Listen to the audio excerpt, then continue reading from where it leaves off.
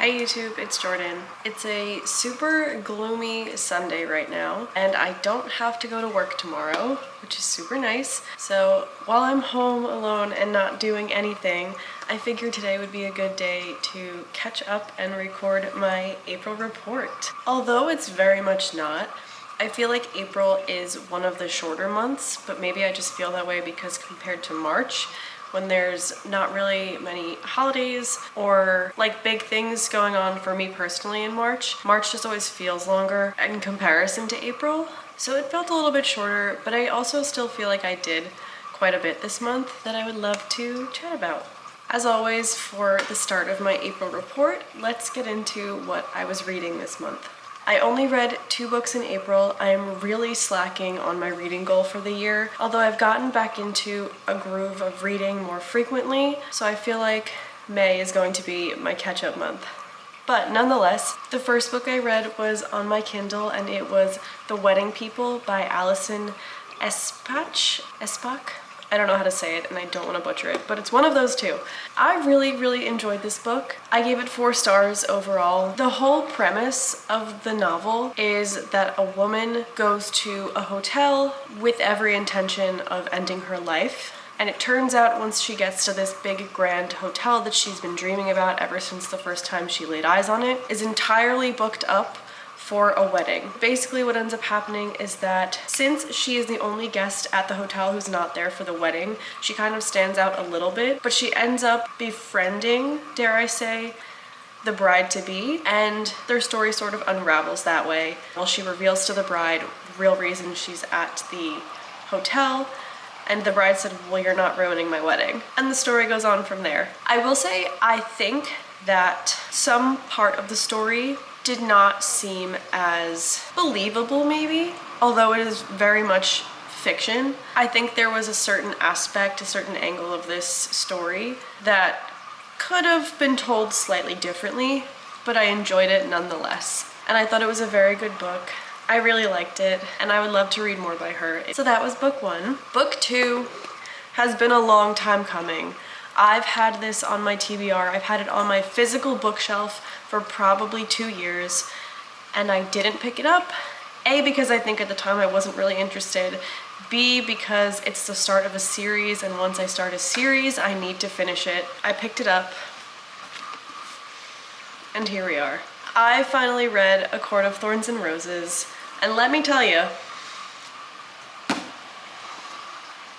this could change in the future, but for now, 5 stars from me. I'm hooked. I really liked the storytelling and the world building at the beginning of the book. I have to say that is usually my least favorite part of a story, is when you have to like build the story, like introduce the characters, put everything together.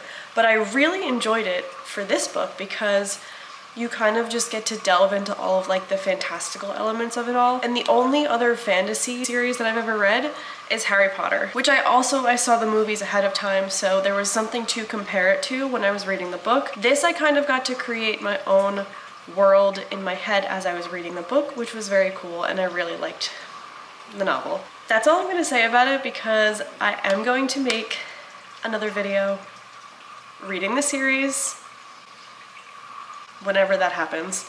But yeah, just know that I'm in a really good place after reading this first book. And those are the only books I read this month, but I did start reading Miss Emily Henry. I am probably less than a quarter of the way through. Maybe about a quarter of the way through. I'm like 120 pages in. Yeah, so about a quarter of the way. Really loving this so far, but I didn't finish it yet, so I'm not going to talk about it today. In terms of what I've been eating this month, Kyle and I took a trip to Cape May earlier this month to celebrate our anniversary. So I want to talk about some of the restaurants that we went to while we were there because we quite frankly went out to eat for every meal. Thursday night when we arrived in Cape May, that was our anniversary. We went out to dinner that night. We ended up going to r.e.p.o.r.t Italian Bistro. The food was fabulous. We got an appetizer to share. For our entrees, I had a classic ravioli with a like bolognese sauce, and Kyle got a pesto rosso gnocchi with shrimp. They were both fantastic. We took all of our leftovers home and ate them. and it was a really nice place to spend our anniversary dinner. The next morning for breakfast, we went to the Mad Batter. I've actually been there before on my first and only trip to Cape May that I had initially. Everything was delicious, just as good as I remembered. 3-drink minimum for this meal. Water, iced coffee, and a mango mimosa, which was delicious. I had an omelet that came with toast and home fries for my breakfast, and I think Kyle just got like a breakfast scrambler, eggs, bacon, hash browns, and toast. And it was delicious, great way to start the day. And then for dinner that night, we didn't really have any plans. We tried to make a reservation somewhere and it didn't work out, so we ended up at a restaurant called The Ugly Mug, which one of Kyle's coworkers had actually recommended to him. So we went there for dinner. It was pretty good. I can't remember what I had off the top of my head. I want to say maybe it was a panini. I was not disappointed with the food. And then after that, we went for drinks at the Boiler Room, had 3 unbelievable espresso martinis. Another good night, if I say so myself. The next day for lunch, we ended up at Cape West Tacos. This was kind of a spur of the moment restaurant choice. Really, really good, honestly. I had gotten chicken taco and a beef taco, I believe, and Kyle got a quesadilla of sorts, and they were both really great. We had some sweet iced tea to go along with it, and it was just like such a nice surprise for an unexpected lunch. For dinner that night, we went to the Lucky Bones, which was close to the Airbnb we stayed at. Our hosts had recommended it in our binder that they provided for our stay. We ended up getting a pizza for dinner that night. It had arugula and prosciutto and honey, and it was not a combination that I would have expected to like, but it was really, really good. It was a great way to end dinner. And then later that night, we went to Ben & Jerry's and got some ice cream before we headed home in the morning. Before we did that, we went to Uncle Bill's Pancake House, where of course I had to get some pancakes before heading home on Easter Sunday, and those were the yummiest pancakes I think I've ever had. So that's what we've been eating this month. What have I been playing this month? As I've said previously, I try to make playlists for the month, or in this case, the season that we're in, really just what I'm listening to more frequently. Something that's been at the top of my mind, at the top of my Apple Music, is the Eternal Sunshine Deluxe Edition. I have fallen in love with every song on that album, so that's been on repeat for me. I have a playlist that I made called Spring 2025, which is just my monthly listening playlist, songs that I've been playing a lot, just what I've been into lately. And that's it, really. In terms of what I'm obsessing over this month, the weather, without a doubt. I think we jumped straight into summer. The warmer weather, nicer weather, the sun being out just elevates my mood in a way that I cannot describe. I'm just so much more motivated and I'm so much happier, as most people are, I'm sure, but like, I just feel like I've been reincarnated now that the weather is nice. I've just been loving it. I've been going on more walks and I've been trying to make them a little bit longer each time just so I can be outside and enjoy the weather, be off my phone for a little bit, get into good music, get into somewhat of like a workout that I enjoy doing and just feel good about after. I also recently did an unexpected like spring summer clothing haul. I went to Old Navy with my sister and I could have bought the entire store, to be so honest with you. I got so many cute pieces for spring, such fun colors, like cute, more elevated things that I can wear now that it's spring and summer, it's warmer out. I got shorts, I got dresses, I got like linen pants, the whole 9. And I also actually got this set. It's a turquoise crew neck. They had this set with a pair of matching shorts.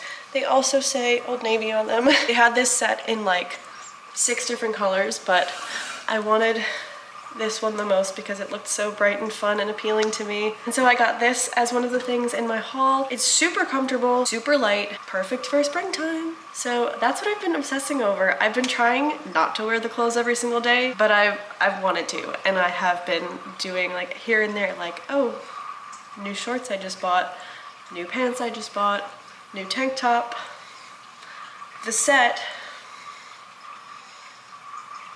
So yeah, that's what I've been obsessed with. My recommendations this month would most certainly be the books that I read. I feel like this year I've been kind of feeling off with the books I was reading, and maybe that's what motivated me a little bit less. The books that I've been reading lately, I feel like have gotten me out of my slump a little bit because they're 4 or 5 stars for me, and I'm in the middle of Emily Henry, who I absolutely adore. So I would definitely recommend the books that I've read this month. I am also going to recommend my local coffee shop that's not like a chain. It's called Beans and Leaves Coffee and Tea Cafe. It has been one of my favorite places since they opened when I was in, I think, middle school, well over a decade now. I went there the other day and I got an iced vanilla latte with a graham cracker cold foam. She put extra graham crackers on top and it was just so delicious. The flavor combination was so good. Definitely, definitely, definitely, if you have a coffee shop near you that can accommodate like flavor questions and